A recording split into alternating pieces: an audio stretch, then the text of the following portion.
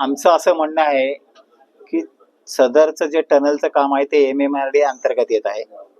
MMRDA अंतर्गत येत असताना आम्ही MMRDAच्या आयुक्तांशी संबंधित अधिकाऱ्यांशी आम्ही पत्रव्यवहार केला, त्याचा पाठपुरावा केला, त्यांना 2 वेळा स्मरणपत्र दिले, पण त्यांनी त्यांच्या कुठेही आम्हाला एक जे पत्र पाठवलं की 6 महिन्याचा कालावधी पाहिजे, पण त्या कालावधीत पत्रामध्ये त्यांनी कुठेही छत्रपती शिवरायांच्या स्मारकाच्या संदर्भात उल्लेख केलेला नाही आणि ते विचाराधीन आहे किंवा कसे तेही कळवण्यात आलेले नाही.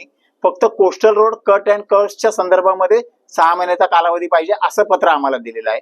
तर त्या संदर्भामध्ये आम्ही MMRDAच्या संबंधित अधिकाऱ्यांना ही विनंती केली की आम्हाला ते नामोल्लेख म्हणजे आमच्या मागणीचा नामोल्लेख असलेलं पत्र द्यावं आणि त्याला किती विलंब लागेल.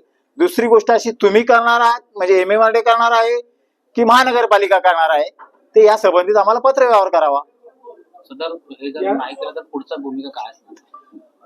संबंधित अधिकाऱ्यांच्या उद्या सन्माननीय आपले DCP साहेब आणि सन्माननीय सिनियर म्हणजे वरिष्ठ पोलीस निरीक्षक चितळसर मानपाडा यांच्यावर आमची चर्चा झाली. तर उद्या MMRDAचे अधिकारी आणि मेगा इंजिनिअरिंगचे अधिकारी आणि सकल मराठा समाजाचे जे पदाधिकारी आहेत किंवा कार्यकर्ते आहेत, म्हणजे सकल मराठा समाजाच्या आणि अन्य लोकांना सुद्धा उद्या मीटिंगचा टायमिंग दिलेला आहे, त्यामध्ये ठरेल आणि मग त्यापुढे आमची भूमिका ठरेल. त्याबाबत आपण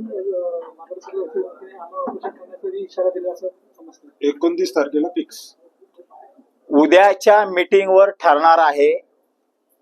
उद्याची जी मीटिंग आहे ती मीटिंग चितळसर मानपाडा पोलीस स्टेशनमध्ये आहे. सर्व अधिकाऱ्यांना त्यांनी बोलवलेलं आहे, त्यांच्या संदर्भात चर्चा होईल आणि उद्या ही भूमिका आम्ही डिक्लेअर करू.